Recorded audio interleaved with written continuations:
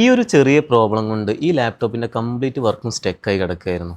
നമ്മൾ ഇത്രയും ആഗ്രഹിച്ചൊരു Mac book എടുത്തിട്ട് അതിൽ വൈഫൈ വർക്ക് ചെയ്തിട്ടില്ലെങ്കിൽ അവസ്ഥ ആലോചിച്ച് നോക്കിയേ.